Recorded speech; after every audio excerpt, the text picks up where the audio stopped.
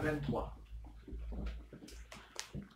Romains, chapitre 9, versets 22 à 23.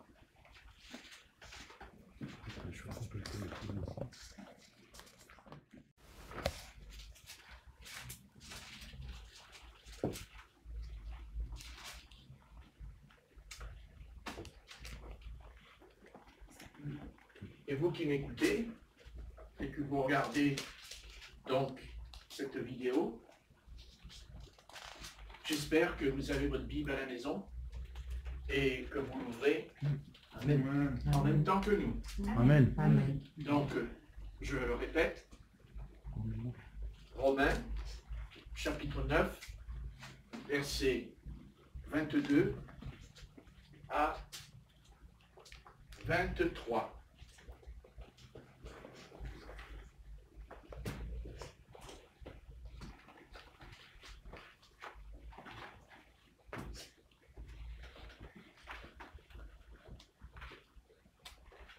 Nous lisons ce qui est écrit de la part de l'apôtre Paul.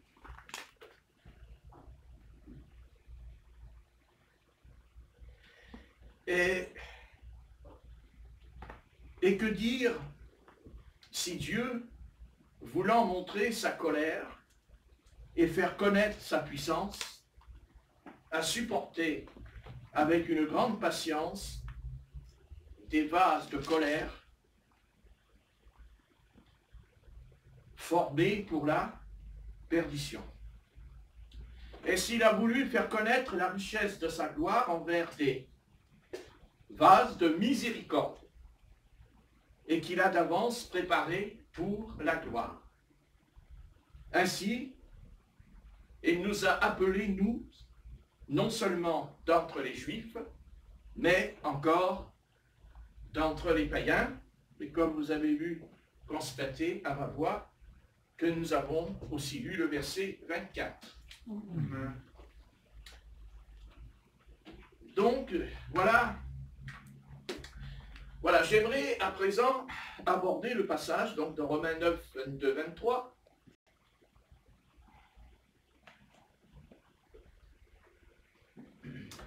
Et avouons-le que ce texte est rarement utilisé comme base de prédication. Le texte dit, il est vraiment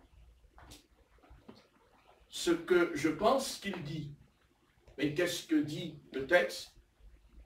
Il dit ce qui est écrit au sujet de Dieu est vrai.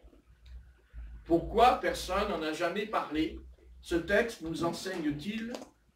Aurions-nous du mal à admettre en un Dieu totalement libre de faire ce qu'il veut?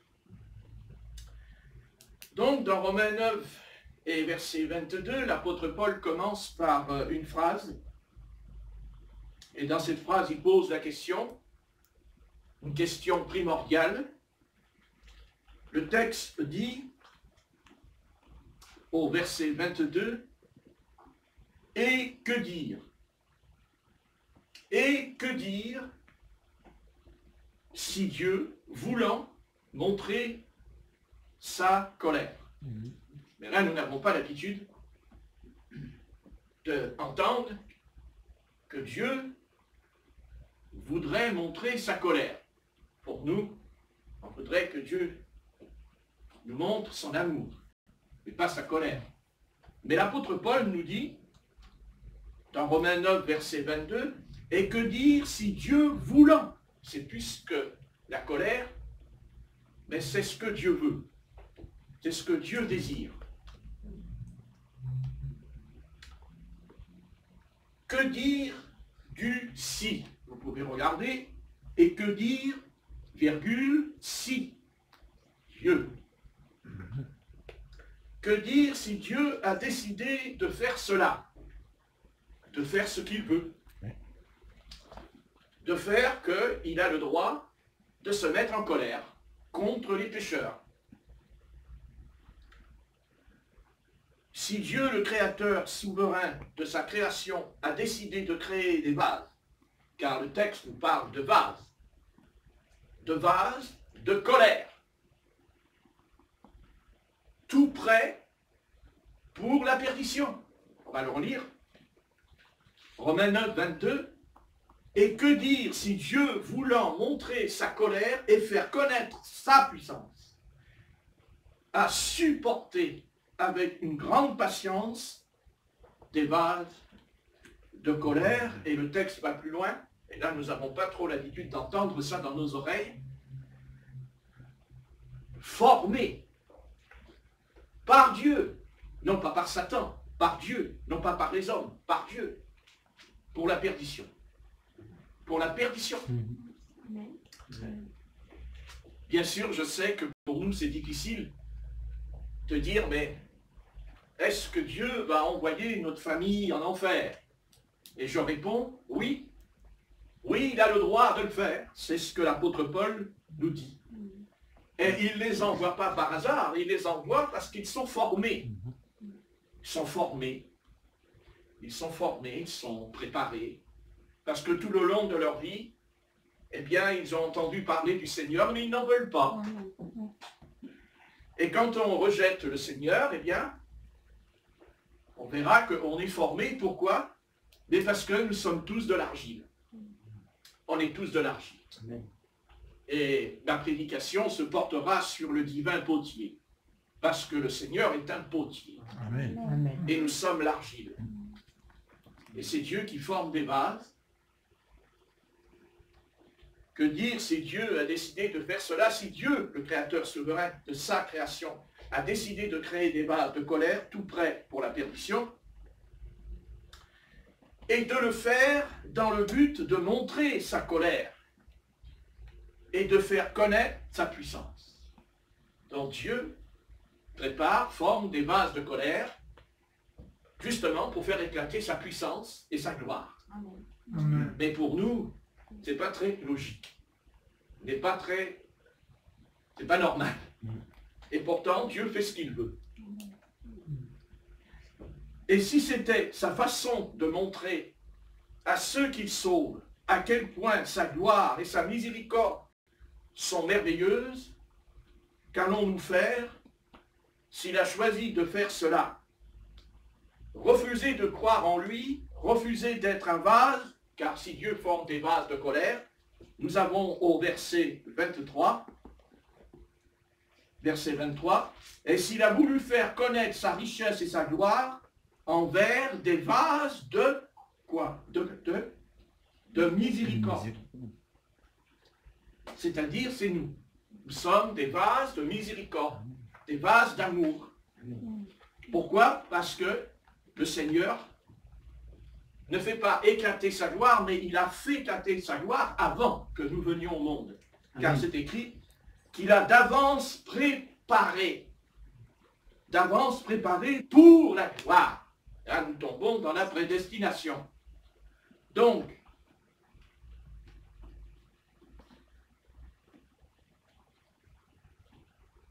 je ferai remarquer qu'au verset 22, que le Seigneur ne dit pas au sujet des vases de colère, il ne dit pas à l'avance. Ce n'est pas écrit. Il ne dit pas avant. Pourquoi? Parce que Dieu donnera toujours dans le présent la possibilité de dire oui ou de dire non. Il donne cette chance, on va dire, à l'humanité. Mais après, ceux qui sont sauvés, Dieu leur révèle qu'ils sont sauvés, que ceux qui ne le sont pas. Et pourquoi nous sommes sauvés et pourquoi d'autres ne le sont pas? C'est parce que Dieu leur a tendu la main, bien qu'ils savent, qu'il sait à l'avance qu'ils vont dire non. Mais il va toujours espérer que peut-être il y aura un peu comme le roi Akab.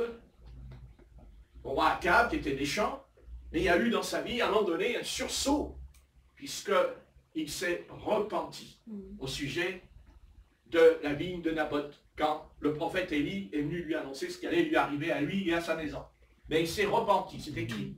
Et Dieu d'ailleurs retournera lui parler, puisque Élie retournera vers Akab et il lui annoncera qu'il ne mourra pas, parce qu'il s'est repenti.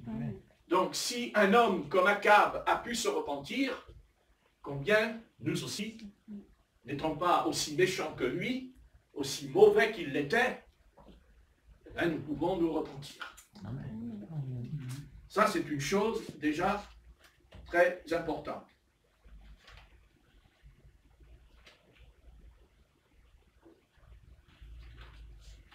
Et de faire dans le but de montrer sa colère et de faire connaître sa puissance. Et si c'était sa façon de montrer à ceux qu'il sauve à quel point sa gloire et sa miséricorde sont merveilleuses, qu'allons-nous faire s'il a choisi de faire cela? Donc, refuser de croire en lui, eh bien, c'est refuser d'être un vase, on va dire même de compassion. Donc, c'est dans Romains 9, 23, il dit, est-ce que tout ceci a un sens? Est-ce que tout ceci a un sens quand on lit ce que dit l'apôtre Paul? Est-ce que ça a vraiment un sens pour nous, les croyants? Allons-nous refuser de le suivre? Est-ce que nous allons suivre le raisonnement de l'Esprit du Seigneur dans l'apôtre Paul à ce sujet? Que dire du si Dieu? En voilà une question pertinente. Elle remet en question notre vision démesurée de notre logique. C'est une autre façon de demander à quel point notre Dieu est-il si grand dans le domaine du salut envers le pécheur. Ici, dans Romains 9, versets 22-23, l'apôtre Paul n'affirme pas explicitement que Dieu détruit les pécheurs dans le but de manifester sa puissance divine au monde. Paul examine juste l'idée comme une éventualité tout à fait raisonnable. Autrement dit, Dieu pourrait-il tout à fait vouloir manifester sa colère et sa puissance en punissant les pécheurs, comme il pourrait bien avoir une toute autre idée dans sa tête. Mais dans tous les cas, il ne faut laisser Dieu être Dieu. Il faut laisser Dieu être Dieu. Amen. Et abandonner notre prétendu droit à déterminer ce qui est juste afin de reconnaître humblement que concernant la manière de traiter les pécheurs, la décision ne revient qu'à Dieu seul. Amen. Amen. Parce que Dieu est le potier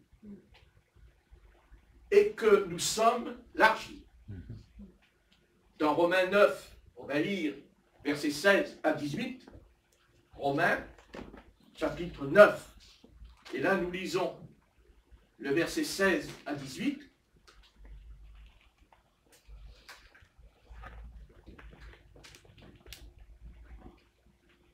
On va même lire le verset 14. Romains 9, verset 14. Que dirons-nous donc? Y a-t-il en Dieu de l'injustice? Loin de là. Car il est dit à Moïse, je ferai miséricorde à qui je fais miséricorde, et j'aurai compassion de celui que j'ai compassion. Ainsi donc, cela ne dépend ni de celui qui veut, ni de celui qui court, mais de Dieu qui fait miséricorde. Car l'Écriture nous dit à Pharaon, je t'ai suscité à dessein pour montrer en toi ma puissance, et afin que mon nom soit publié par toute la terre. Ainsi, il fait miséricorde à qui il veut, et Dieu endurcit qui il veut. Me diras-tu, pourquoi blâme-t-il encore? Car est ce qui réside à sa volonté. Résiste à sa volonté. Ô homme, toi plutôt, qui es-tu pour contester avec Dieu? Le vase d'argile dira-t-il à celui qui l'a formé, pourquoi m'as-tu fait ainsi? Le potier n'est-il pas maître de l'argile pour faire avec la même masse un vase d'honneur et un vase d'un usage vil? Et que dire si Dieu, voulant montrer sa colère et faire connaître sa puissance à supporter avec grande patience des vases de colère formés pour la perdition, et s'il a voulu faire connaître la richesse de sa gloire envers des vases de miséricorde qu'il a d'avance préparés pour la gloire, ainsi, il nous appelait non seulement d'entre les Juifs, mais encore d'entre les païens. Amen. Amen. Amen. Donc, Paul commence par dire que Dieu fera grâce à qui il veut Amen. Amen. Amen. et qu'il endurcira qui il veut. Ce sont des déclarations difficiles à avaler. Et Paul le sait bien. Paul pose alors la question que tout lecteur de Romains 9, verset 19, soulèverait, qui peut en effet résister à sa volonté. Qui peut résister à sa volonté? Bonne question. Autrement dit, si nous avons tous besoin de la grâce et qu'il l'accorde à certains et pas à d'autres, alors qui a réellement la responsabilité, nous ou Dieu?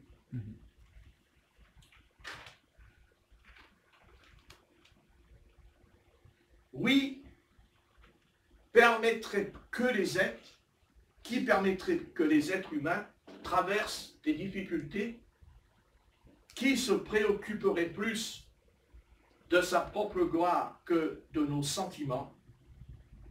Or, oui, enverrait qui d'entre nous enverrait les âmes en enfer, puisque Dieu dit qu'il forme les pécheurs pour la perdition. Donc il les envoie en enfer.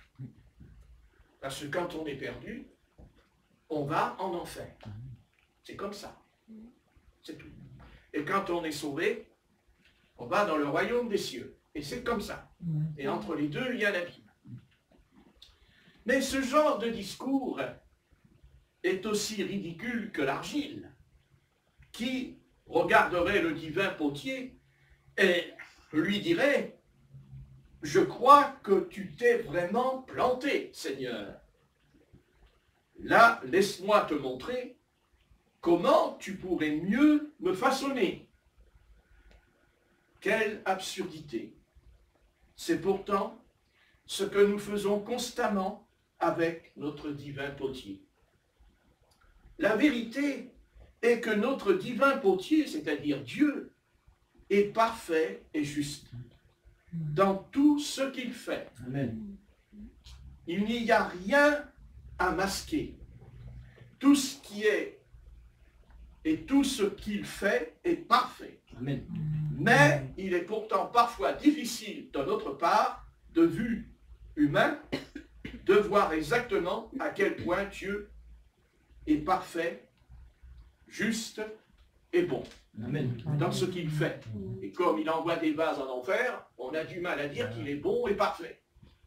Telle est notre logique et notre raisonnement. C'est la question que Paul pose à chacun d'entre nous, comme il l'a posé à l'époque aux chrétiens de Rome. Souvent, on dit au Seigneur de la création: moi, je n'aurais pas fait comme toi, au sujet des âmes qui sont perdues. Ou je n'aurais pas fait comme ça. le fait que le Maître envoie des âmes en enfer n'est pas la seule chose impossible à concevoir. La Bible regorge d'actions divines qui n'ont pas beaucoup de sens à nos yeux spirituels. Pensez-y, déjà tout début du livre de la Genèse, les hommes sont devenus tellement mauvais et méchants que l'Éternel regrette de les avoir créés. Et on va le lire. Alors, que faut-il qu'il fasse, Dieu, suite à ce qu'il a constaté sur la terre à l'époque, au temps de Noé?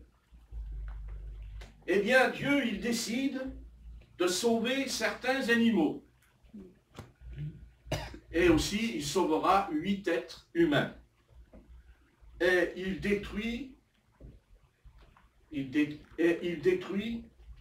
le reste de l'humanité. C'est ce qu'il fera. Il détruit le reste de l'humanité qui n'était pas dans l'arche avec Noé. Comme ce qui se fera aussi un jour pour nous. Si on n'est pas en Christ, eh bien, on y passera. Non pas par l'eau, mais par le feu.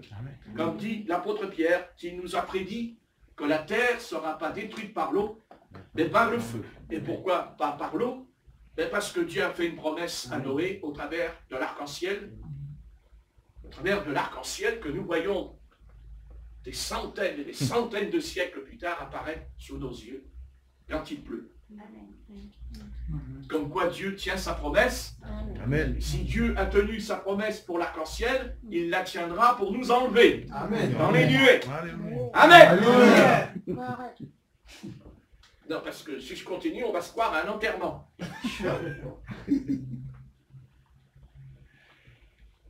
L'Éternel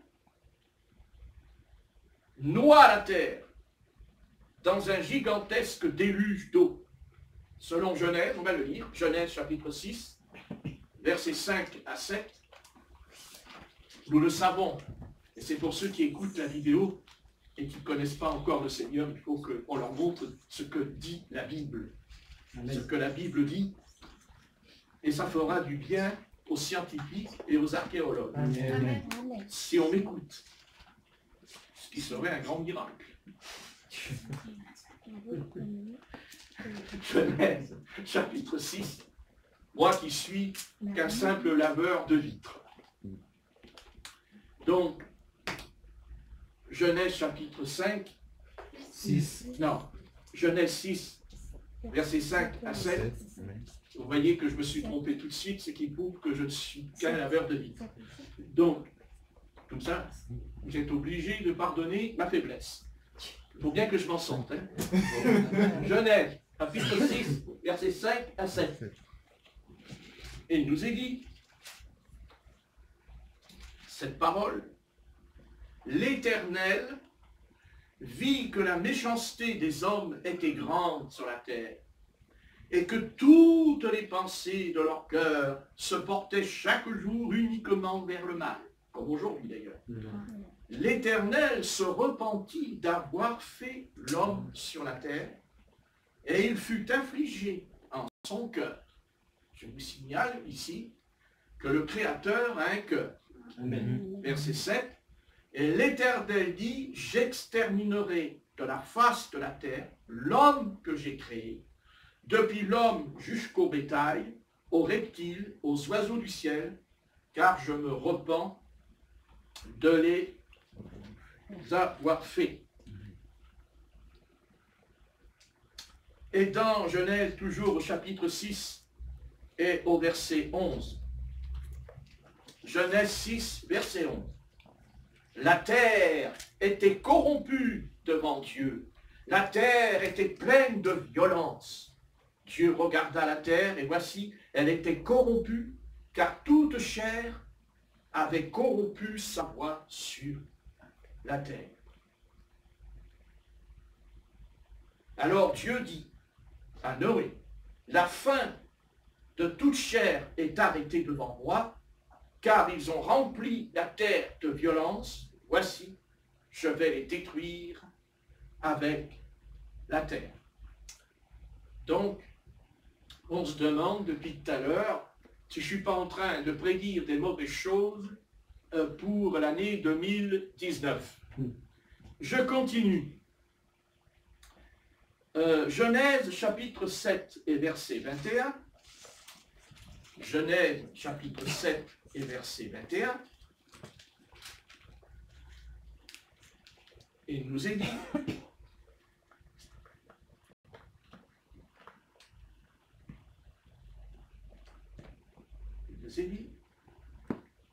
tout ce qui se mouvait sur la terre périt, tant les oiseaux que le bétail et les animaux, tout ce qui rampait sur la terre et tous les hommes.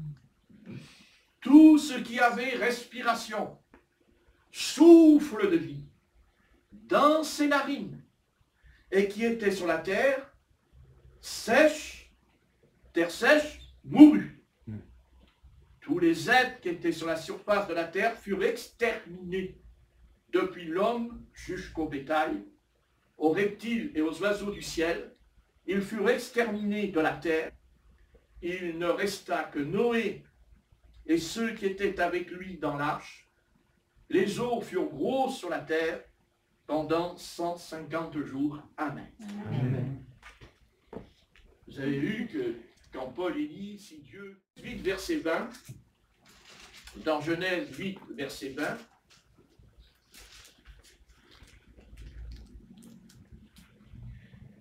Genèse 8, 20, Noé bâtit un autel à l'Éternel, il prit toutes les bêtes pures et des oiseaux impurs, et il offrit des holocaustes sur l'autel. L'Éternel sentit une odeur agréable, et l'Éternel dit en son cœur, deuxième fois, en son cœur, je ne maudirai plus la terre à cause de l'homme, parce que les pensées du cœur de l'homme sont mauvaises dès sa jeunesse, et je ne frapperai plus tout ce qui est vivant, comme je l'ai fait. Comme je l'ai fait. Tout tant que la terre subsistera, les semailles, les moissons, le froid et la chaleur, l'air, l'été, pardon, et l'hiver, le jour et la nuit ne cesseront point.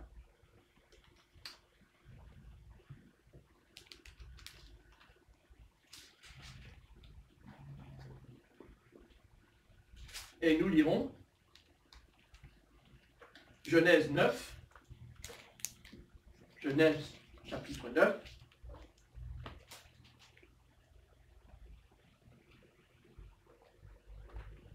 et verset 11.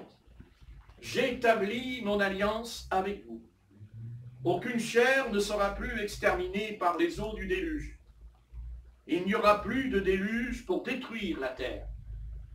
Et Dieu dit, c'est ici le signe de l'alliance que j'établis entre moi et vous, et tous les êtres vivants qui sont avec vous, pour les générations à toujours. J'ai placé mon arc dans la nuée, et il servira de signe d'alliance entre moi et la terre. Quand j'aurai rassemblé des nuages au-dessus de la terre, l'arc paraîtra dans la nuée, et je me souviendrai de mon alliance entre moi et vous, et tous les êtres vivants de toute chair, et les eaux ne deviendront plus un déluge pour détruire toute chair. L'arc dans la nuée, et je le regarderai. Donc souvenons-nous que quand vous le verrez, Dieu le regarde en même temps que vous. C'est ce qui est écrit. Je regarderai pour me souvenir de l'alliance perpétuelle entre Dieu et tous les êtres vivants de toute chair qui est sur la terre. Et Dieu dit à Noé, tel est le signe de l'alliance que j'établis entre moi et toute chair qui est sur la terre. Amen. Amen. Amen. Donc, tout en étant en colère, Dieu, il est quand même rempli de miséricorde. Amen. Parce qu'il s'en tenait à sa colère éternellement, nous ne serions pas là en cet instant. Prenons garde. Prenons garde à ce qu'on est en train de faire devant sa face encore aujourd'hui. Donc nous avons vu ça.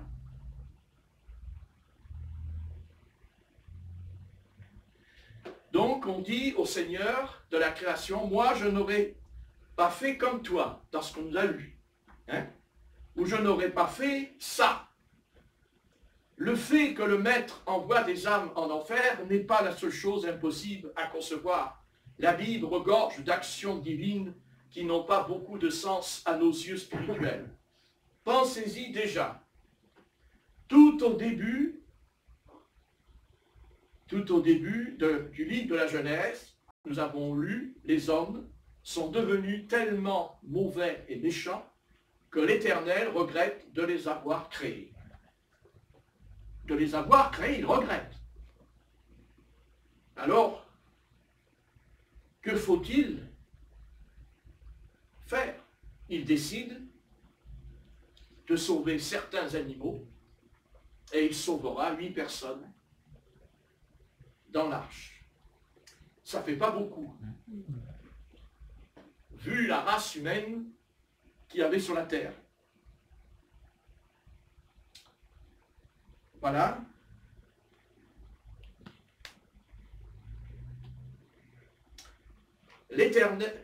L'Éternel noie donc, il noie la terre. Il noie la terre. Il noie la terre, puisque l'eau est montée au-dessus des montagnes. Il noie la terre, donc dans un gigantesque déluge d'eau. Ce que nous avons lu. Un déluge d'eau, c'est-à-dire qu'il noie tout le monde. Tout le monde, bien sûr, sauf les 8 dans l'arche, et aussi des animaux purs et impurs. Car il fera rentrer dans l'arche des animaux purs et impurs. Pourquoi ne l'aurait-il pas fait? Nous, on aurait fait rentrer que les animaux purs, puisque plus loin, nous avons lu que Noé a offert les animaux purs sur l'autel. Ben, si Dieu fait rentrer des animaux impurs, c'est parce que, après tout, il savait qu'il y en avait un qui n'était pas pur. Amen. C'est-à-dire un homme, qui est devenu Canaan. Amen. Donc, un déluge d'eau. C'est-à-dire que l'Éternel va noyer tout le monde, mais nous nous disons, si j'étais Dieu, je n'aurais pas fait ça. C'est normal. C'est une réaction normale. Plus tard, alors que Moïse se trouve en haut du mont Sinaï, les enfants d'Israël, restés en contrebas, qu'est-ce qu'ils font? Ils adorent le veau d'or. Quand Moïse redescend, l'Éternel ordonna aux Lévites d'aiguiser leur épée ou leur couteau et de parcourir le camp en tuant les enfants d'Israël. Si ce n'est pas vrai, on va le lire. Exode chapitre 32. Mais nous, on va dire, on n'aurait pas fait ça. Mais Dieu, lui, il l'a fait. Exode 32. Et verset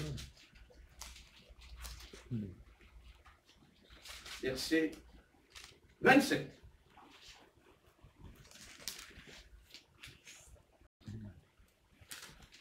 Il leur dit, ainsi parle l'Éternel, le Dieu d'Israël, que chacun de vous mette son épée au côté, traversez et parcourez le camp d'une porte à l'autre, et que chacun tue son frère, son parent, c'est-à-dire sa famille.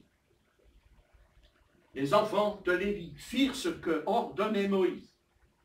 Et environ 3000 hommes parmi le peuple périrent en cette journée. Moïse dit, consacrez-vous aujourd'hui à l'Éternel, même en sacrifiant votre fils et votre frère, afin qu'il vous accorde aujourd'hui une bénédiction. Verset 30. Le lendemain, Moïse dit au peuple, vous avez commis un grand péché. Je vais maintenant monter vers l'Éternel, j'obtiendrai peut-être, le pardon de votre péché. On s'arrêtera là.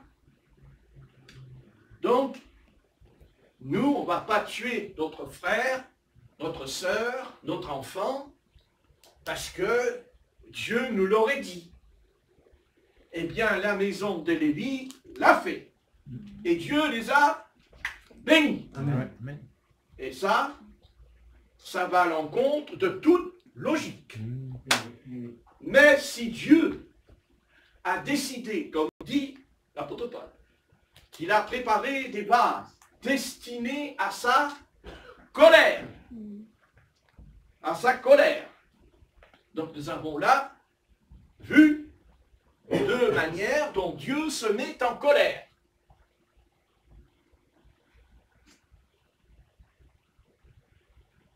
3000 personnes sont mortes ce jour-là. Et les Lévites ont été bénis pour leur obéissance. Amen.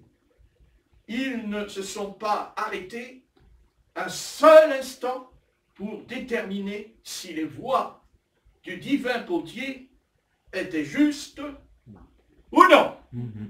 Amen. Amen. Amen. Mais nous disons, je n'aurais pas fait cela ou comme ça. 40 ans plus tard, l'Éternel ordonna à l'armée d'Israël de massacrer tous les habitants de Canaan. Deutéronome, chapitre 20, versets 16 et 18. Je vous invite à faire un petit effort et à ouvrir votre Bible. Dans Deutéronome, chapitre 20, versets 16 à 18. C'est dans l'Ancien Testament. Deutéronome, chapitre 20, versets 16 à 18.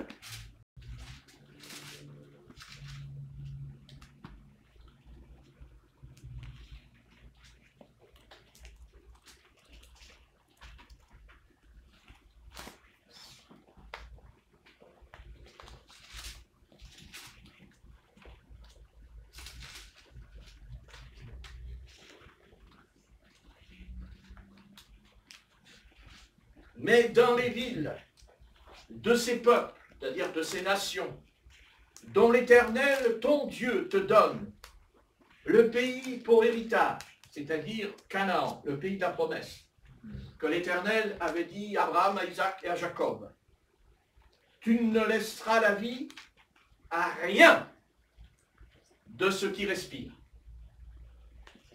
car tu dévoueras ces peuples par interdit.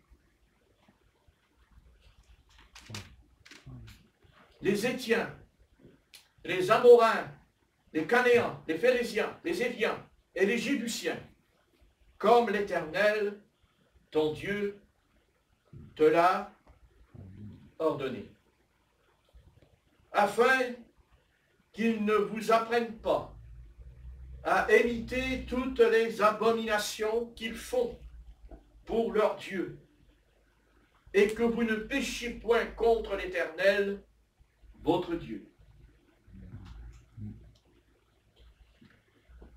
Si tu fais un long siège pour t'emparer d'une ville avec laquelle tu es en guerre, tu ne détruiras point les arbres en y portant la hache, tu t'en nourriras et tu ne les abattras point, car l'arbre des champs est-il un homme pour être assiégé par toi? Mais tu pourras détruire et abattre les arbres que tu sauras ne pas être des arbres, servant à la nourriture, et en construire des retranchements contre la ville qui te fait la guerre jusqu'à ce qu'elle succombe. Amen. Amen. Et là, tout va à l'encontre de toute logique. Dieu aime plus les arbres que les hommes. Ça vous va? Parce qu'il est en colère, non pas contre les arbres, mais contre les hommes. Mais c'est pas logique, parce que nous, on donnera un coup de hache à un arbre pour se faire une cabane, mais pas à un homme. On va quand même pas faire des cabanes avec des hommes. Enfin, bon, si vous avez faim, vous mangez le mur. Voilà. Comme ça, vous n'avez pas de cuisine à faire le soir. Vous rentrez dans la maison, vous regardez le mur, l'arbre. Bon, c'est intéressant. Mais il faut avoir vos 32 dents. Ce qui est difficile pour ceux qui sont âgés ici. Bien qu'aujourd'hui, c'est moderne. Nous avons des dentiers. Peut-être qu'un jour, ils feront des dentiers comme Dracula. Et ça existe déjà. Comme quoi, vous voyez, j'ai toujours quelqu'un qui souffle dans mes oreilles que je ne sais pas. Mais vous pouvez rire. Amen. Vous pouvez rire, vous avez le droit de rire.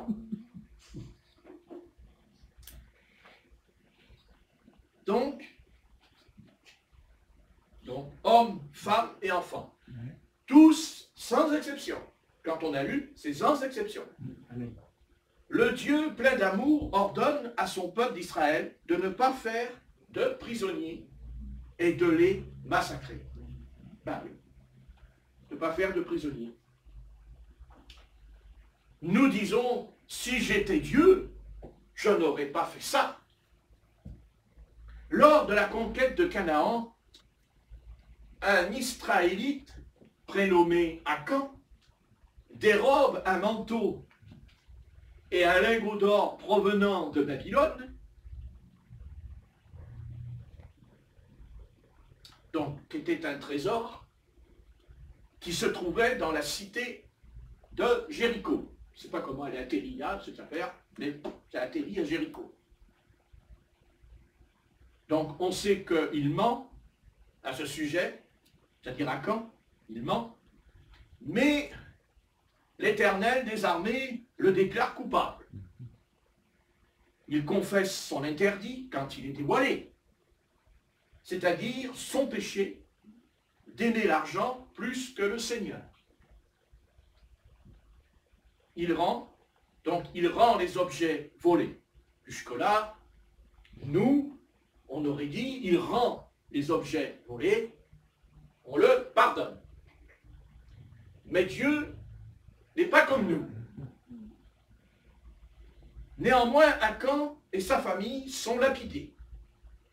Tous ses biens, sa tente et tout ce qui lui appartient sont détruits, brûlés, interdits. Il meurt. Même ses enfants, qui n'ont rien fait. C'est difficile à comprendre. Vous le lirez chez vous, parce que je comprends que vous avez un chez vous, et vous lirez le chapitre 7 de Josué chez vous. Chapitre 7, vous lirez cette histoire, elle est très édifiante encore pour nous, et surtout pour nous. Mais moi, si j'étais Dieu, je n'aurais pas permis cela. Et j'en aurais encore moins donné des coups. L'ordre de faire mourir Akan et sa femme et les enfants, ce n'est pas juste, Éternel. Venant de toi, un Dieu d'amour et de miséricorde, à ça non. Alors,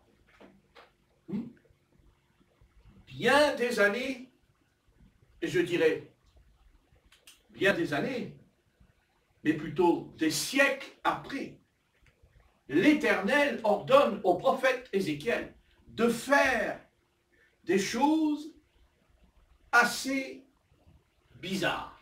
Et je dirais même comme s'il était fou, ce prophète. L'Éternel lui dit, tu vas te coucher sur le côté droit pendant 390 jours. Vous n'avez pas essayé ça? Essayez pour voir. Sur la gauche pendant 40 jours, donc essayez plutôt plutôt à gauche. Hein? Oui, oui. Il vaut mieux pas trop à droite, parce qu'à droite, c'est 390 jours. Et à gauche, c'est 40 jours. Bon, choisissez le bon côté, pour pas trop souffrir. Et bien sûr, le Seigneur lui dira une chose qui est illogique, de faire cuire sa nourriture sur des excréments humains. Et il lui dit même de ne pas pleurer sur la mort de son épouse, puisque son épouse mourra, et Dieu m'a dit de ne pas pleurer. Prêcher des messages à connotation explicitement, parce qu'il prêchera aussi des messages sur la vie sexuelle des enfants d'Israël à l'époque.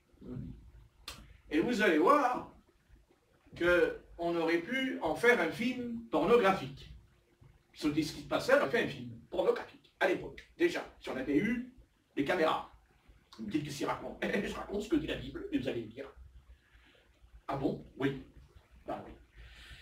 Ézéchiel, chapitre 4, et versets 4 à 13, nous allons bien nous instruire. Et nous allons voir le qualificatif, nous allons voir de quoi Dieu accuse Israël, son peuple, qui devait être un peuple saint devant sa face. Alors, Ézéchiel 4. Ézéchiel, chapitre 4. Et je vous fais remarquer qu'on ne parle pas beaucoup de ce prophète. Et pourtant, c'est un livre très important, le livre d'Ézéchiel, qui nous concerne même aujourd'hui pour les futurs événements sur Israël et le monde. Et oui.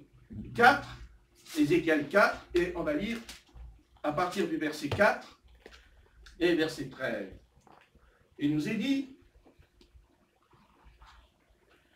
puis couche-toi sur le côté gauche, mets-y l'iniquité dans la maison d'Israël, et tu porteras leur iniquité autant de jours que tu seras couché sur le côté. Je te compterai un nombre de jours égal à celui des années de leur iniquité, 390 jours. Tu porteras ainsi l'iniquité de la maison d'Israël. Je veux dire que il n'y a rien de logique à dormir comme ça. Mais c'est Dieu qui en a décidé. Quand tu auras achevé ces jours, couche-toi sur le côté droit, et tu porteras l'iniquité de la maison de Juda pendant 40 jours. Je t'impose un jour pour chaque année. Tu tourneras ta face et ton bras nu vers Jérusalem, assiégée, et tu prophétiseras contre elle. Et voici, je mettrai des cordes sur toi, afin que tu ne puisses pas te tourner d'un côté et de l'autre, jusqu'à ce que tu aies accompli le jour de ton siège. On a lu jusqu'au verset 8. Voilà. Donc, 13, c'est ça. Maintenant, j'aimerais qu'on lise Ézéchiel toujours au chapitre 4 et verset 14. Toujours Ézéchiel 4, verset 14. Je dis: ah, Seigneur éternel, voici mon âme n'a point été souillée depuis ma jeunesse jusqu'à présent.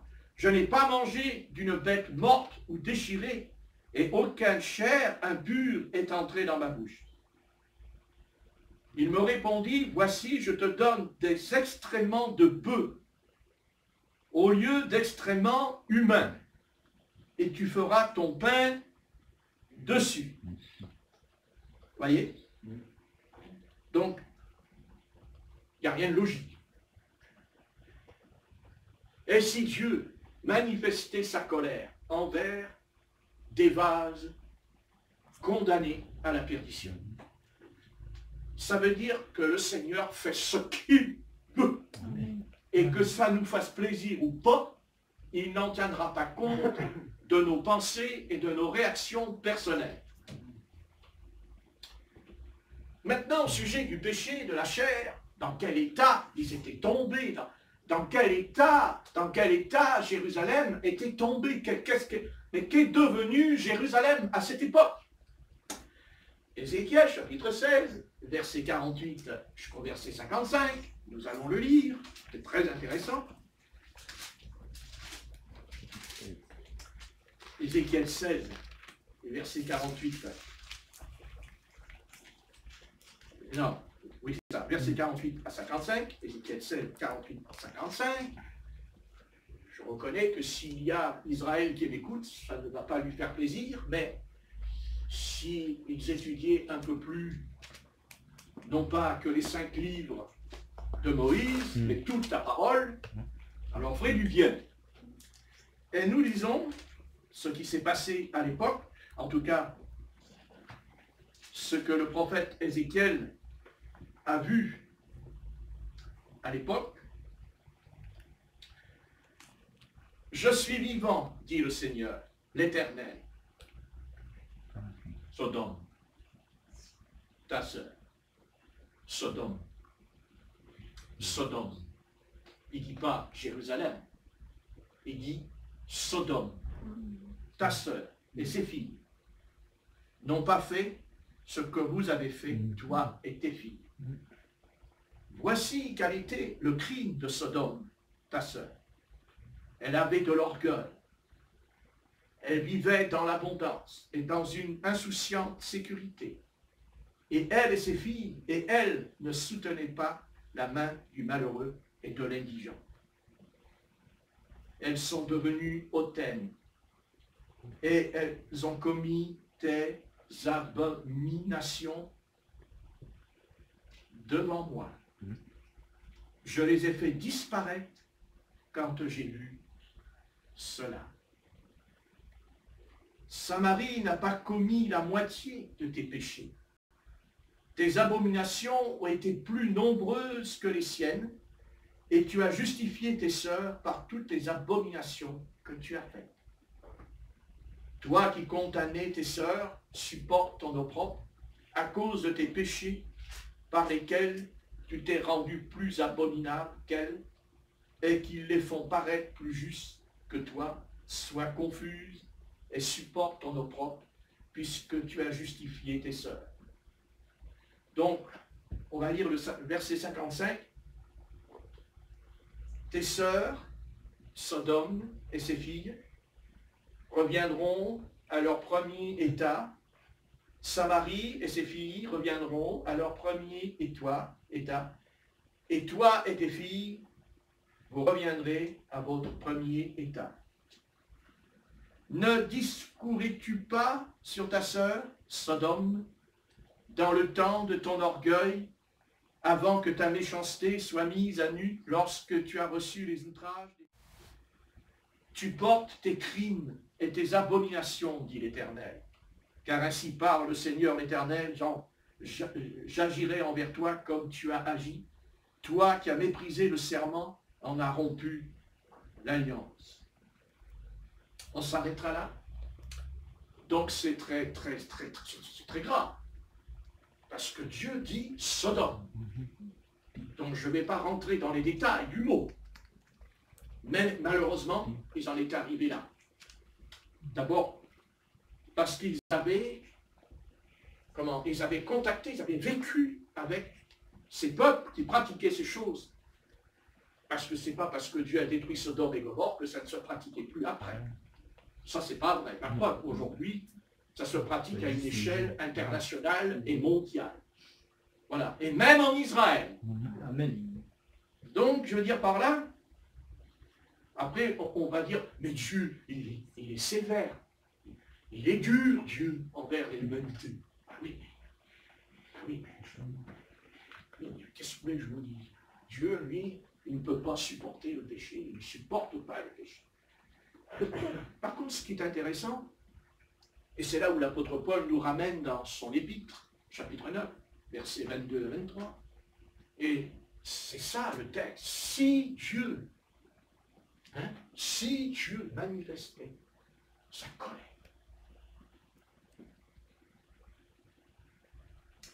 Ceci me ramène à la question de savoir ce soir, est-ce que nous sommes un vase pur ou un vase impur?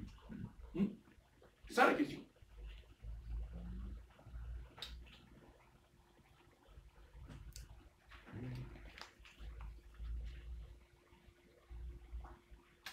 Donc le prophète Jérémie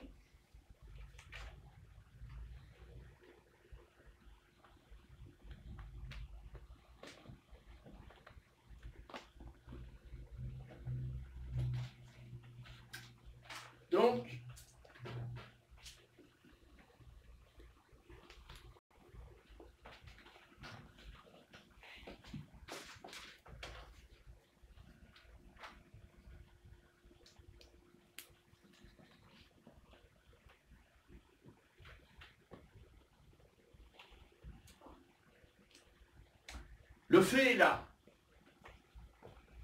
La Bible relate d'innombrables actions du Seigneur qui ne collent pas avec notre logique ou notre moralité.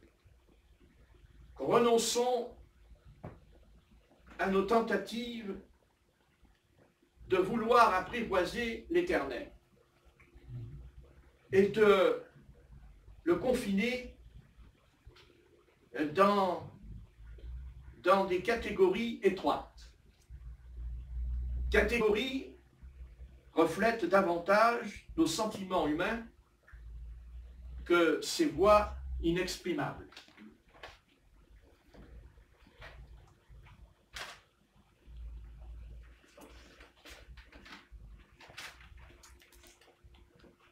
Nous servons un Dieu dont les voies sont impénétrables, dont les pensées diffèrent des nôtres. En fin de compte, c'est dont les pensées, c'est ça, qui diffèrent des nôtres. C'est-à-dire que le combat se situe entre la pensée du Seigneur et la nôtre. C'est ça le combat dans l'Écriture, quand on lit l'Écriture sainte, l'Écriture sainte. En fin de compte, ces pensées devraient nous conduire à la joie du ciel. Pas vous? Amen. Amen. Si vous n'avez pas ça, c'est que vous avez un problème. Si ce soir, vous n'avez pas la joie en vous, vous avez un problème avec le Seigneur. Et il vaut mieux que vous vous mettiez devant lui rapidement et lui posez la question, pourquoi vous n'avez pas la joie en vous? La joie du ciel, pas la joie du monde. Amen. La joie des cieux. Amen. S'il n'y a pas cette joie, c'est qu'il y a quelque chose qui ne va pas. Soit ta communion avec le Seigneur est rompue, soit tu n'es pas dans la volonté divine, ou soit tu pratiques un péché secret. Alléluia. Quelque chose de secret. Parce que le péché, il nous enlève la joie, la paix, la sérénité. Voilà. Et le péché peut nous conduire aussi, je suis désolé, peut nous conduire aussi, pas toujours, mais peut nous conduire dans la maladie pour nous faire réfléchir. Et des fois pour qu'on arrête de se conduire comme un sot ou comme une sotte. Oui, c'est comme ça. Je sais que je ne me fais pas des amis, mais tant pis. Moi, je suis un ami de Dieu. Amen. Amen. Et je dirai ce que Dieu me dit dans sa parole. Amen. En fin de compte, ces pensées devraient nous conduire à la joie du ciel parce qu'elles sont conçues. Conçues par qui? Parce qu'elles nous ont conduits vers le divin crucifié à la croix. Là où se rencontre sa juste colère divine. Parce que finalement, la croix, c'est la colère de l'Éternel qui est tombée sur son Fils. Amen. Amen. Donc ça veut dire que le Christ est né, a été formé, oui, destiné à la colère de son Père céleste. Car tout le long de sa vie sur la terre, il savait que la fin de sa route, c'était que la colère de son Père allait lui tomber dessus, à tel point qu'il criera « Mon Dieu, pourquoi m'as-tu abandonné ?» Vous voyez jusqu'où la colère de Dieu a pu aller, car là on ne parle plus de la colère de Dieu du temps de Noé, on ne parle plus de la colère de Dieu contre Israël qui a péché, On ne parle plus de la colère de Dieu avec les enfants d'Israël dans le désert du Sinaï, n'est-ce pas? On parle de la colère de l'Éternel qui est tombée sur le Fils de l'homme, sur Jésus-Christ de Nazareth. Il est tombé dessus. Et c'est pour ça que votre Paul va loin en disant, si Dieu, comme nous, il pourrait dire en cet instant, et si Dieu en a décidé autrement pour nous. Il vaut mieux pas qu'on sache. On ne va pas dormir. On ne va pas dormir, dit Dieu. Alors on commence mal l'année. Hein. Il nous le dira l'année prochaine, quand ce sera fini. Quand l'année sera finie. Hein. Même si on en a pris plein la figure, on l'acceptera, puisque ça nous est arrivé. C'est comme ça, on est des humains. Voilà. Parce que nous, on comprend que quand ça nous arrive, et non pas quand Dieu nous prévient.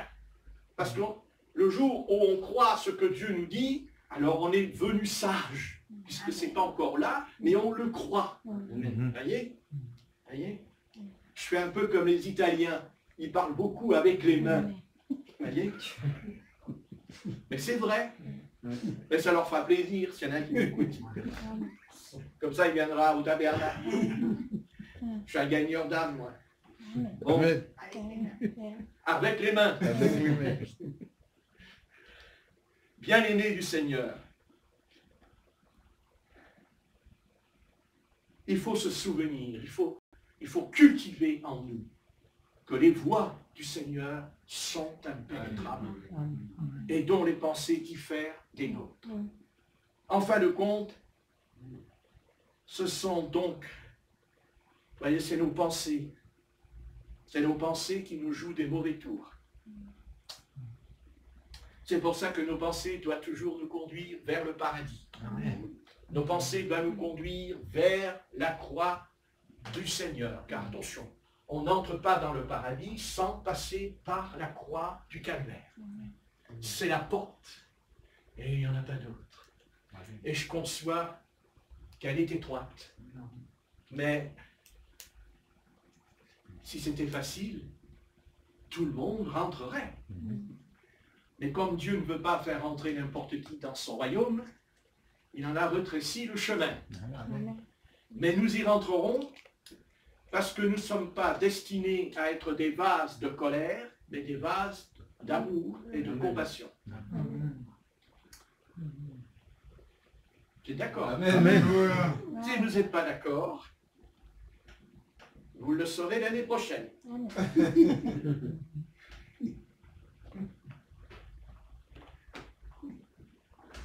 Aurions-nous pensé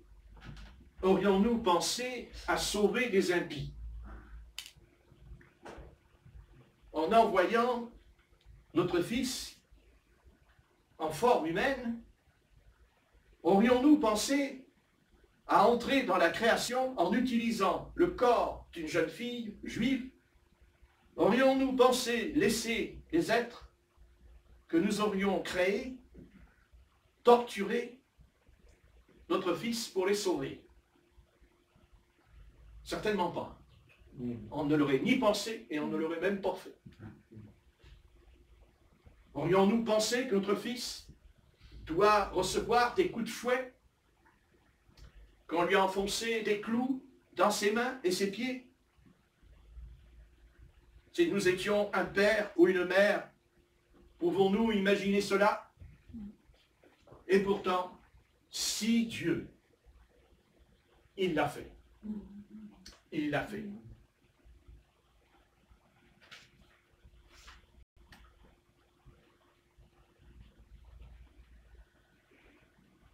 Nous sommes certains que nous n'aurions jamais fait cela envers notre Fils.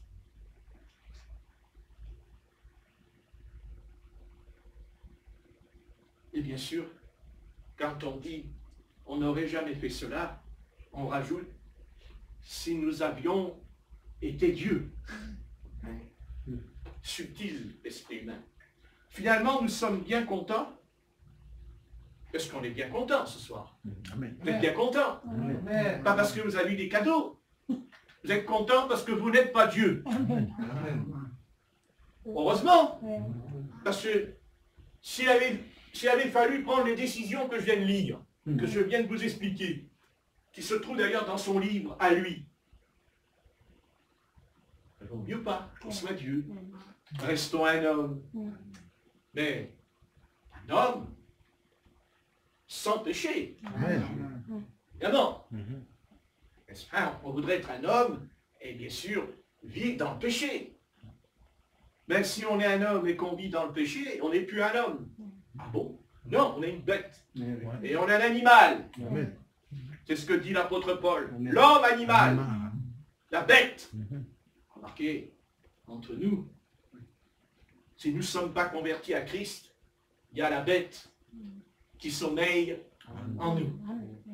Et quand elle se réveille, est capable de faire des choses horribles. Horribles. Jusqu'à coucher avec des petits-enfants.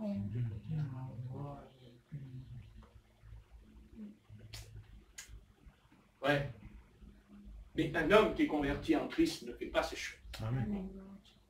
D'abord, il ne peut pas. Parce qu'il est né de nouveau. Il est une nouvelle créature. Parce qu'il n'appartient plus à l'ancienne création, il appartient à la nouvelle création. Bien entendu. C'est clair. Parce que le nouvel Adam n'est pas une âme vivante, mais un esprit vivifiant. Parce que Dieu nous a destinés non pas à la colère, mais à recevoir le baptême dans le Saint-Esprit. C'est notre destin. Et si nous n'avons pas fait l'expérience, nous pouvons la faire ce soir. Et non pas l'année prochaine. N'attendons pas l'an 2020. Mais on peut faire l'expérience. Car le baptême du Saint-Esprit est une seconde expérience. Je sais que certains ne sont pas d'accord. Je me ligue contre certaines assemblées. Mais que voulez-vous? Débrouillez-vous avec le maître. Car il dit qu'il y a une seconde expérience. Il y a l'expérience quand je me repens, j'entre dans les eaux du baptême et je suis baptisé au nom du Seigneur Jésus. Alors là, ceux qui m'entendent, là, ils disent, ouh, attention, c'est un Jésus-Christ seul, celui-là. Ils diront ce qu'ils voudront. Ça ne changera rien. La déclaration, si Dieu veut. Amen. Et Dieu a voulu que nous soyons baptisés, non pas dans le nom du Père, du Fils et du Saint-Esprit, ce n'est pas vrai. Dieu veut que je sois baptisé au nom de Jésus-Christ. Et me dire, mais pourquoi? Et parce que le Père Céleste n'a pas été crucifié et le Saint-Esprit n'a pas été crucifié. Amen. On ne crucifie pas un esprit. On crucifie un corps Amen. qui a une chair et le Fils, c'est-à-dire Jésus de Nazareth est le Fils qui avait un corps semblable au nôtre, mais sans péché, mais qui a été crucifié. Donc le Saint-Esprit n'a pas pu être crucifié sur la croix du Calvaire. C'est Jésus-Christ qui a été crucifié. Et c'est pour ça que l'apôtre Pierre a dit, repentez-vous et que chacun de vous soit baptisé dans le nom de Jésus-Christ pour la rémission de vos péchés et vous recevrez le don du Saint-Esprit. Acte 2, verset 38. C'est clair.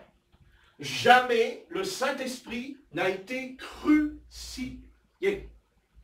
Épître aux Romains, chapitre 6, verset 3. Nous tous, qui avons été baptisés en Jésus-Christ, c'est parce que Jésus-Christ a été crucifié que je suis crucifié avec lui. Amen. Que je suis enseveli avec lui. Amen. Et que nous ressusciterons avec lui. Alléluia. Par le baptême en sa mort. En sa mort, vous direz. Amen. Et nous sommes devenus une même plante avec lui. Vous allez me dire, quelle différence que ça peut faire quand on prononce le nom ou qu'on prononce 3 titres dans les eaux du baptême, Père, Fils et Saint-Esprit. Il y a une différence. C'est quoi la différence? La différence, c'est ce que Dieu a dit. Amen. Dieu a dit. Donc, quand Dieu a dit, on ne discute pas. Amen.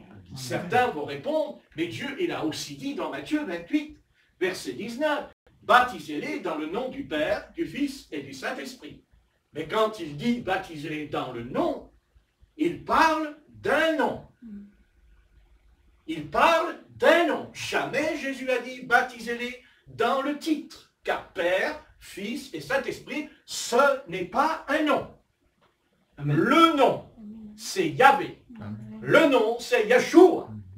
Et quand l'apôtre Pierre dit, le jour de la Pentecôte, suite non pas à une étude théologique, mais suite à la plus grande expérience de l'histoire humaine, le Saint-Esprit descend sur la terre. Et l'apôtre Pierre est rempli du Saint-Esprit parce que le Christ a dit, il prendra ce qui est à moi et vous le donnera. Ce qui veut dire que si l'apôtre Pierre a dit quelque chose, que l'apôtre Pierre a déclaré devant tous les Juifs qui venaient des autres nations, a déclaré que le baptême était dans le nom de Jésus-Christ. Ça veut donc dire que si l'apôtre Pierre s'est trompé, ça veut dire que le baptême qu'il a reçu à la Pentecôte est faux. Parce qu'il est dit, l'Esprit vous conduira dans toute la vérité. C'est impossible. Alors, de quel nom? Quel est le nom que le Seigneur a dit de prononcer? C'est le nom de Jésus-Christ.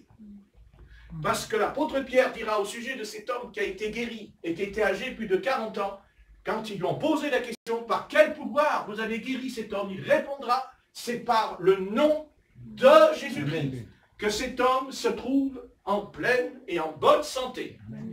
C'est en ce nom. Et pourquoi voulez-vous absolument, vous les églises dénominationnelles, pourquoi vous ne voulez pas venir à la parole révélée le jour de la Pentecôte, quand Dieu a fondé et bâti son église, qu'il a dit à l'apôtre Pierre, sur cette pierre je bâtirai mon église. Point, la vérité, c'est que vous ne voulez pas recevoir la vérité, parce que cette vérité vous dérange et renverse votre propre dénomination. Elle renverse votre credo. Elle renverse tout en vous. Parce que vous devez vous refaire baptiser au nom du Seigneur Jésus-Christ. Vous devez le faire parce que c'est biblique. Parce que c'est dans la Bible. Parce que ce Seigneur à qui vous invoquez le nom, sachez qu'il ne se trompe jamais. Amen. Et qu'il n'y a aucune contradiction entre ce que le Maître a dit à ses apôtres sur la montagne des Oliviers, quand il déclare dans Matthieu 28, 19, baptisez-les au nom du Père, du Fils et du Saint-Esprit. Jésus-Christ n'a point contredit l'apôtre Pierre, et l'apôtre Pierre n'a point contredit son Maître, mais il a reçu la révélation, parce que le Seigneur Jésus lui avait dit, avant sa chute, il lui avait dit, sur cette révélation, je bâtirai mon Église. Amen. Église du Dieu Tout-Puissant, sache que le baptême au nom de Jésus-Christ est la révélation de Jésus-Christ. C'est la révélation de Jésus-Christ. J'en ai rien à faire que ça remue les ténèbres dans l'air maintenant. Maintenant, je rentre dedans au nom du Christ parce que Satan vous a menti. Vous êtes pris dans un piège. Et ce piège, il a commencé dans le jardin d'Éden et il a continué tout le long de l'histoire, jusqu'en venant aux portes de l'Église. Mais le Christ a dit, les portes de ces jours des morts ne prévaudront point contre toi.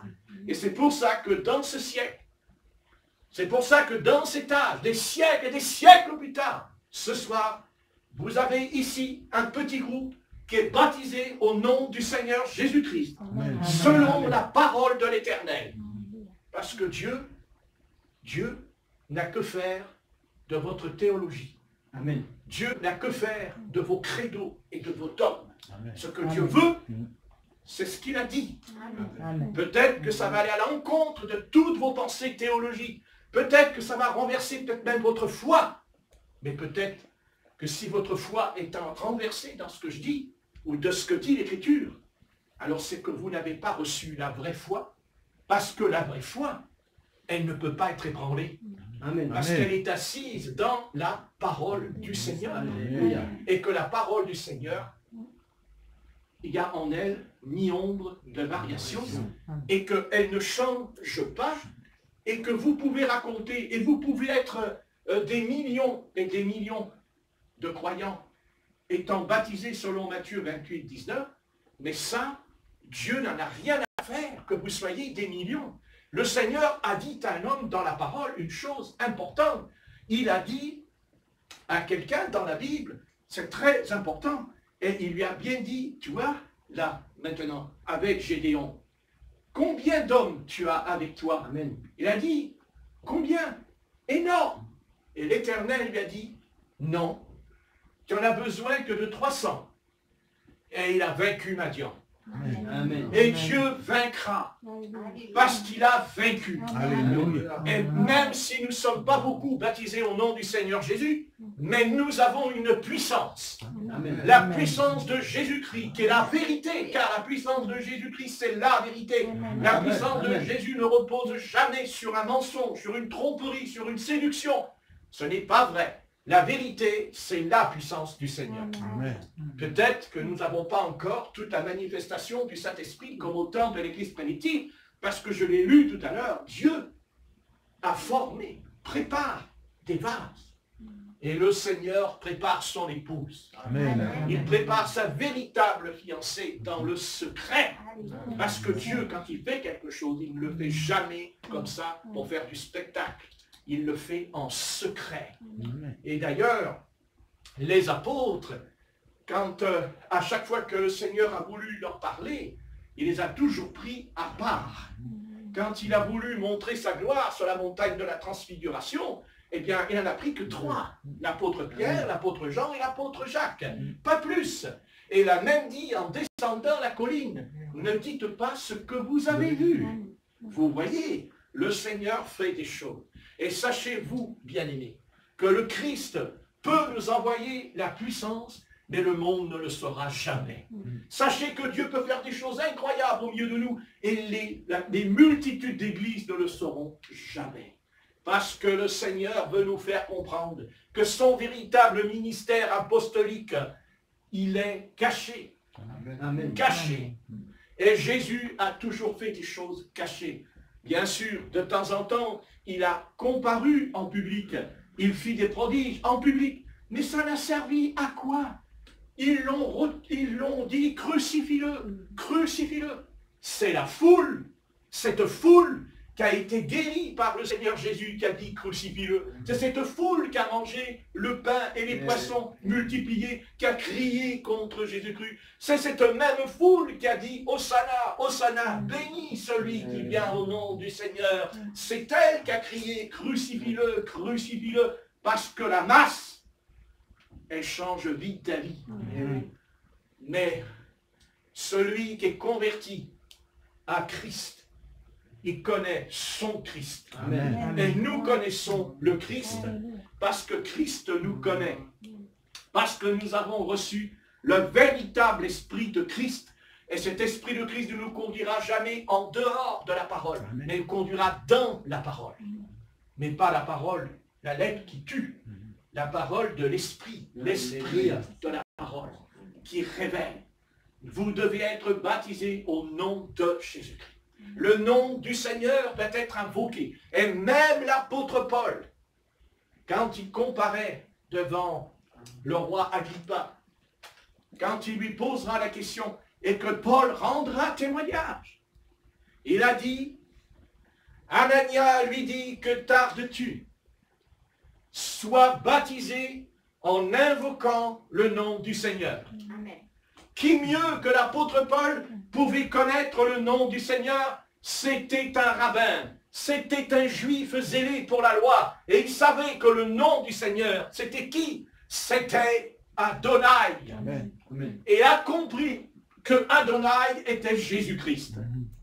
Oui, il a dit à l'apôtre Paul, quand il a dit, qui es-tu? Il dit, je suis Adonai.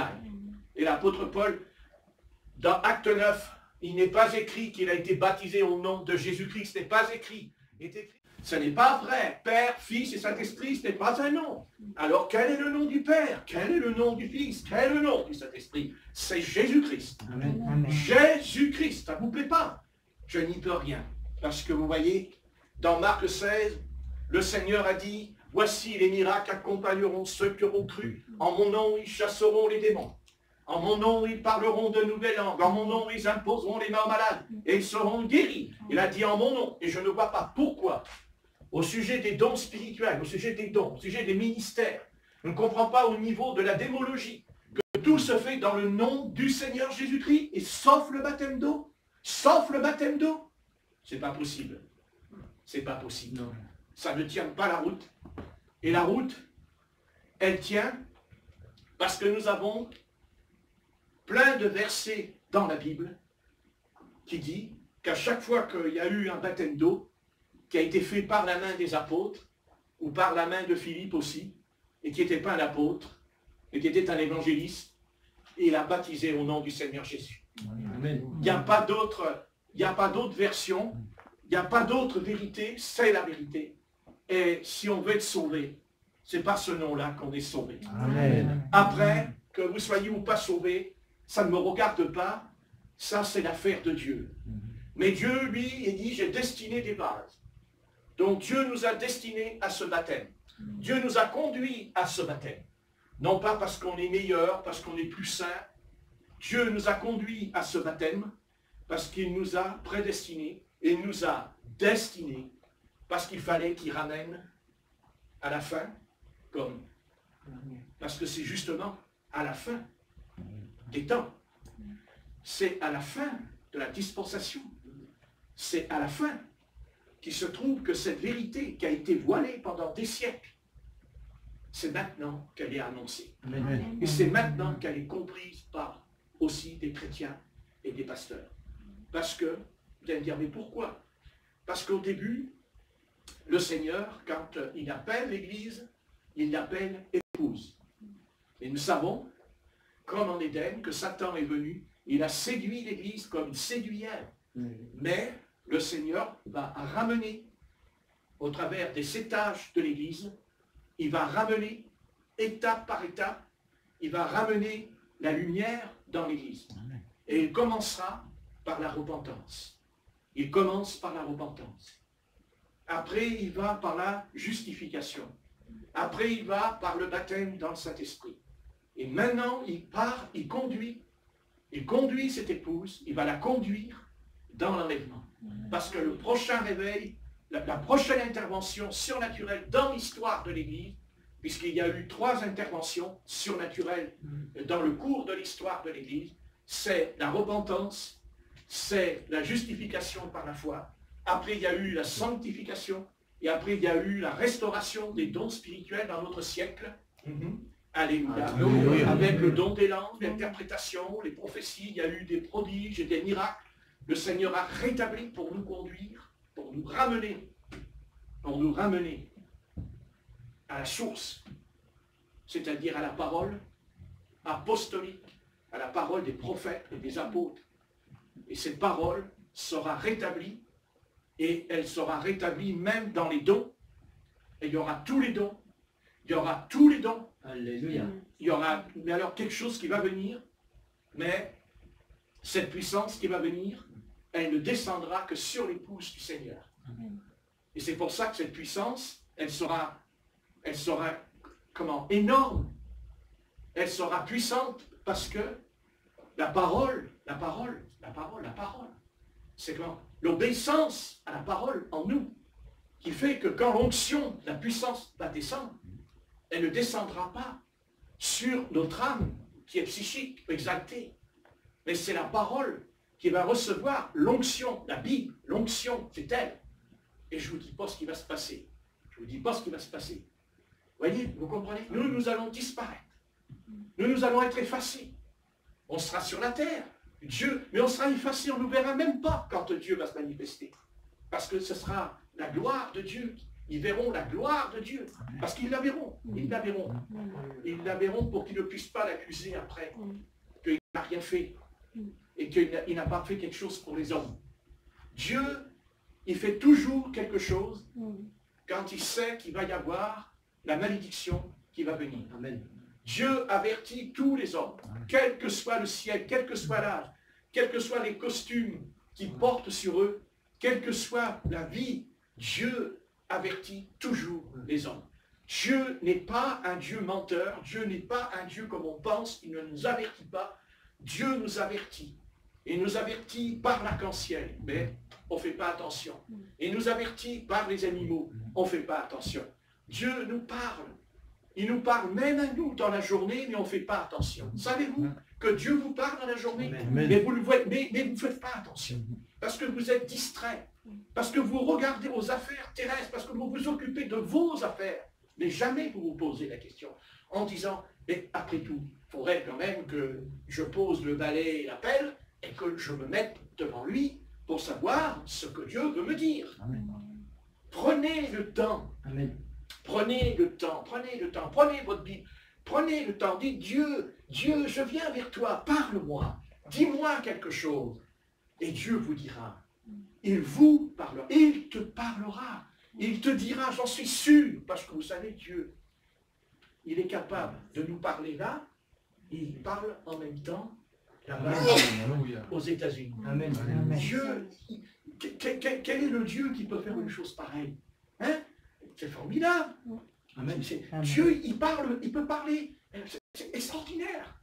Mais ce qui m'intéresse, c'est ce qu'il veut me dire. Amen. Moi, j'ai envie que Dieu nous parle. Amen. J'ai envie que Dieu me dise, voilà mon garçon, mon fils, j'aimerais que tu ailles là, j'aimerais que tu fasses ça, et j'aimerais que tu fasses plus ça aussi. Hein? Que tu t'arrêtes. Hein? Voilà, le Seigneur, il est là. Il dit, mais arrête-toi, écoute ce que je te dis. Mais est-ce que tu veux bien m'écouter? Mais on ne prend pas le temps d'écouter Dieu. Non. Vous voyez, on ne peut pas tout faire. On ne peut pas manger et écouter Dieu en même temps. Parce qu'il y en a, ils mangent et ils pensent que Dieu va leur parler. Dieu ne parle pas quand on mange. Voilà. Dieu nous parle justement quand on ne mange pas. Et c'est ce qu'a fait d'ailleurs le Seigneur. Il a jeûné 40 jours et 40 nuits.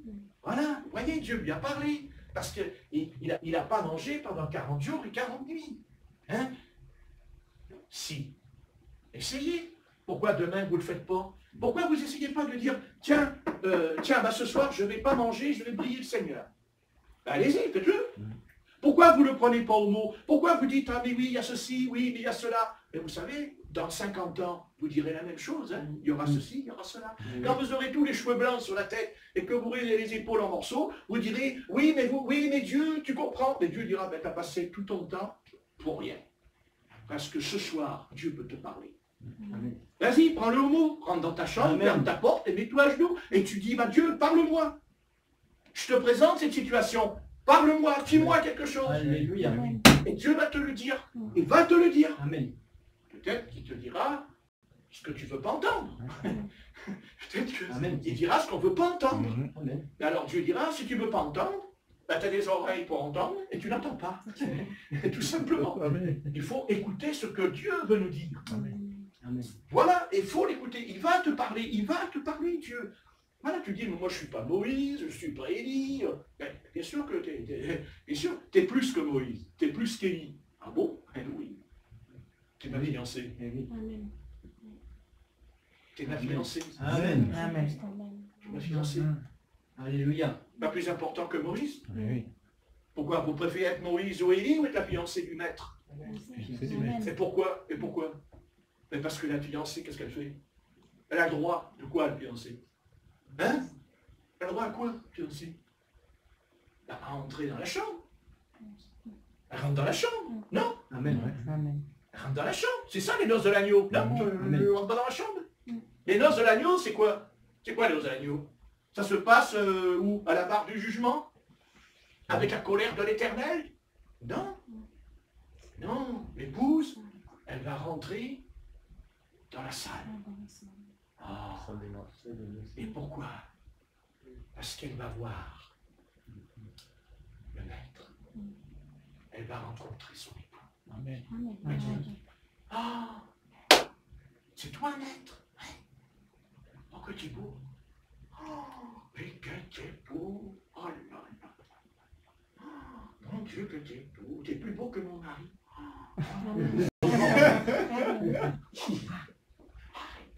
Parce que le Seigneur, il est beau. Amen. Mais le Seigneur, il dira, mais toi, qu'est-ce que tu es belle.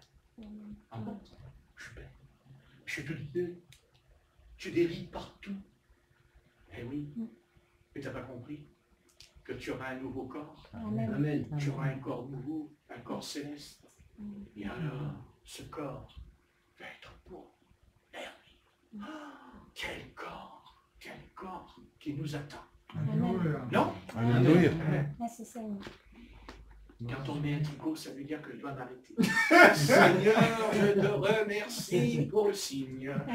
Je te rends grâce et je te bénis et je te... Merci Seigneur, merci. Je t'ai demandé de parler. Tu m'as parlé. Tu m'as parlé. Tu parles par tes gestes. À nous de comprendre ce qu'on ne veut pas comprendre. Mais je comprends. Parce que si je ne veux pas comprendre, je ne comprendrai jamais. Ce qui fait que la personne n'a pas fini de remettre son tricot à chaque fois que je prêche la parole du Seigneur. Je te rends grâce, je te bénis et je t'adore.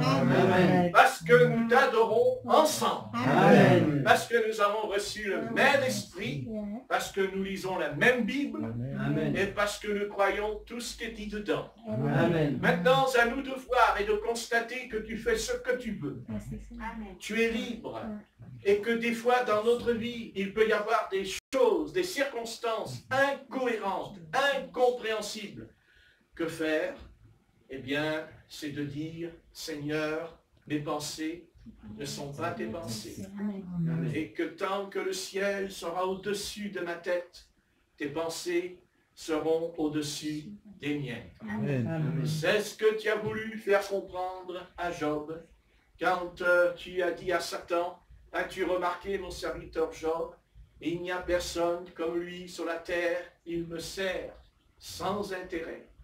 Nous savons ce qui s'est passé, mais Job, à la fin de sa vie, il a dû comprendre une chose qu'il n'avait pas compris, c'est vrai. Il avait compris, mais pas compris tout à fait qui était l'Éternel qu'il servait, bien qu'il était assidu et qu'il était honnête et sincère envers toi, et Dieu sait que si on pouvait avoir l'attitude de Job, combien ton peuple ferait de grandes choses ici-bas. Mais Job a compris une chose, ça c'est sûr, c'est qu'il a dit une chose. Mon oreille avait entendu parler de toi, mais maintenant mon œil t'a vu. Ça veut dire que Job ne connaissait pas le Seigneur. Non. En tout cas, il ne le connaissait pas assez.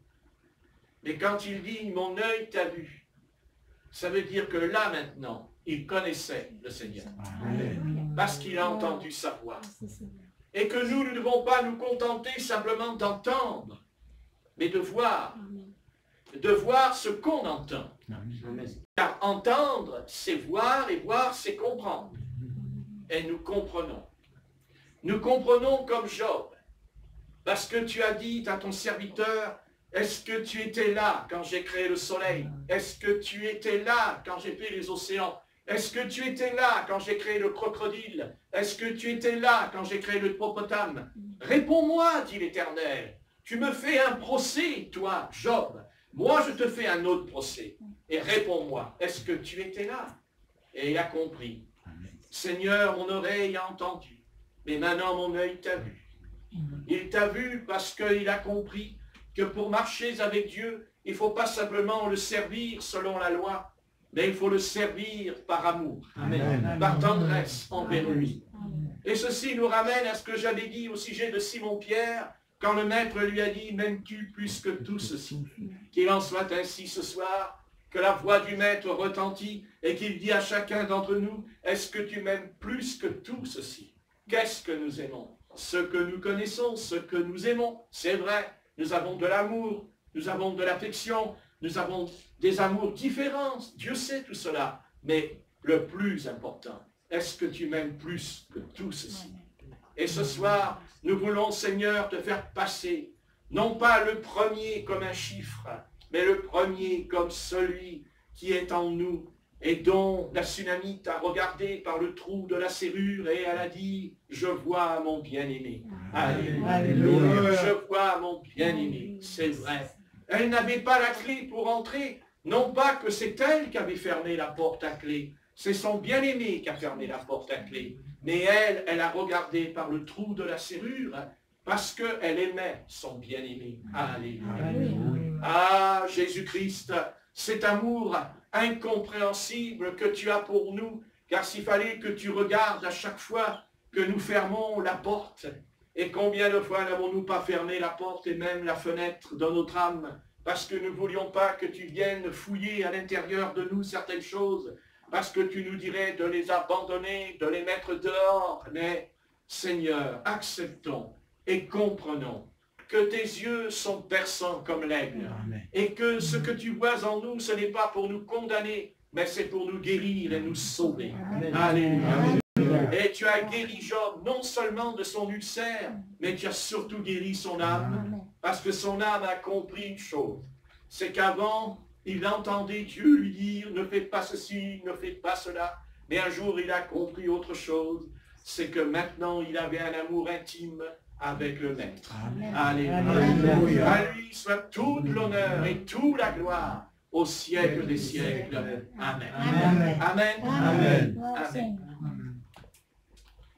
Je pouvais continuer à...